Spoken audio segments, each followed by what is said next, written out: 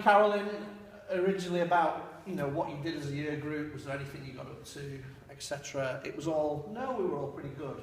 And then I think you told me, you know, you were all pretty good at school, and there wasn't much of a scandal. And then we opened it up on Facebook, and there was a barrage of stories. Most of it was actually involving tormenting teachers. I don't think either of the teachers that are here today were tormented, but there was, the male teachers certainly came in for some stick by the girls. There were stories of people hiding in cupboards with clarinets and recorders.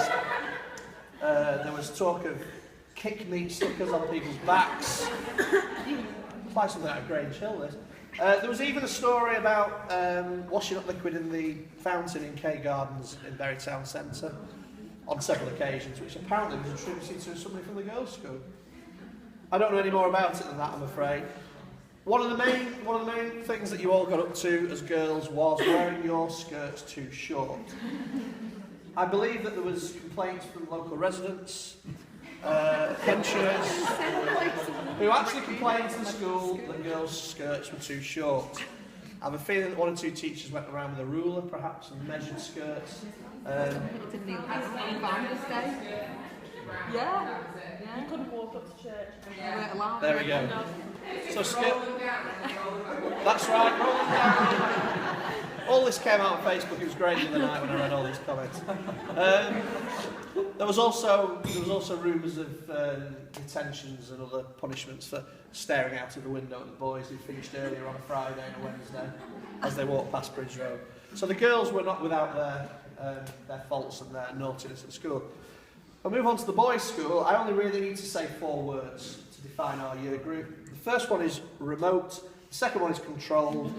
Smoke, bomb. I think that just about sums it up. Now, for those girls who aren't aware of what happened, the final upper sixth assembly that we all attended as sixth formers, which was around this time, probably end of May time, before we finished for exams.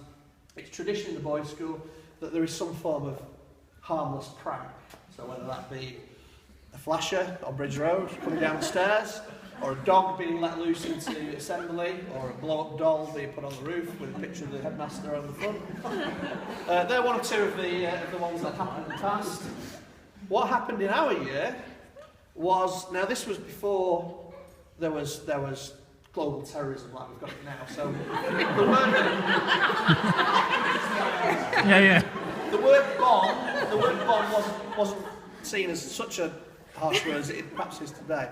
But what happened was we were in the middle of assembly, and halfway through the headmaster used to sit over there on a small stage on a kind of throne-like seat, which is over there, a throne-like seat.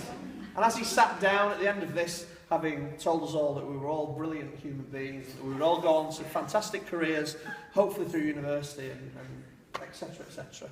He sat down in his seat, there was a loud bang, and a puff of smoke billowed up behind him.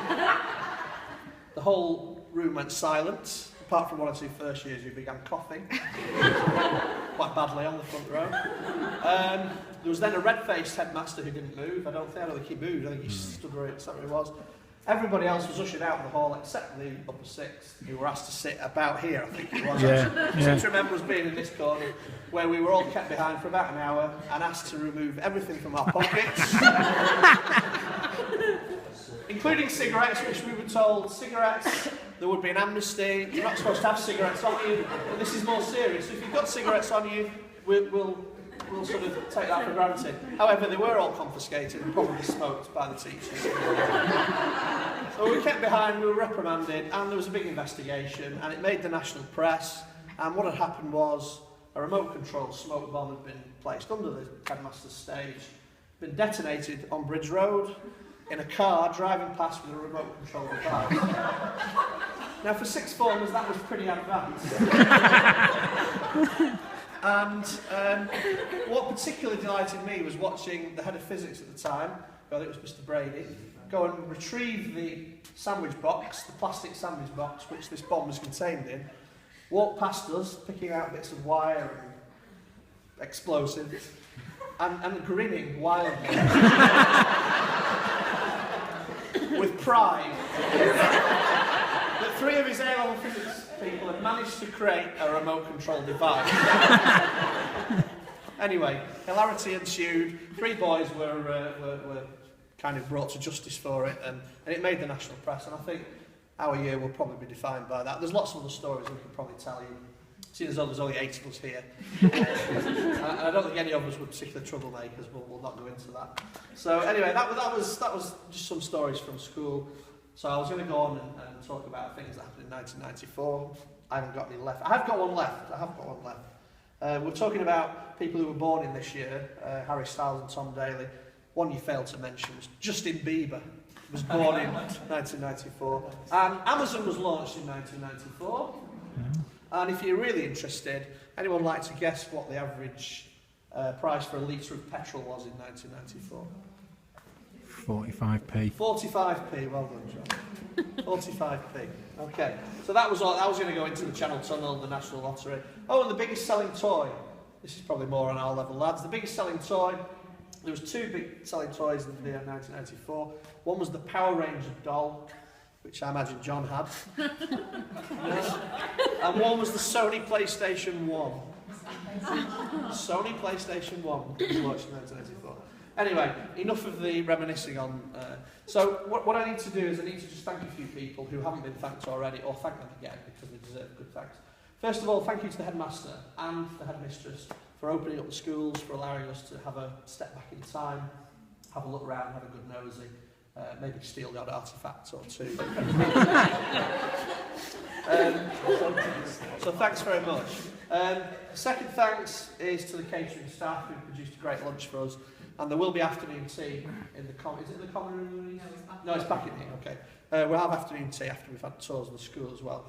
So thanks to them. Who else are we thanking? Let's have a look. They're not here, but we're supposed to be thanking the sixth formers who are going to show us round. But I think they've been taken off for...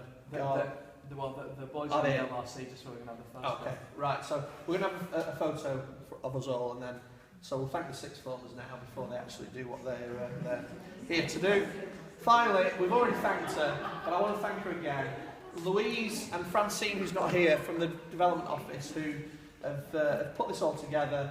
Hours of trawling through school records, trying to find parents' addresses, you know, scouring the Facebook world. But Louise and Francine, thank you very much for organising this and all the displays and everything.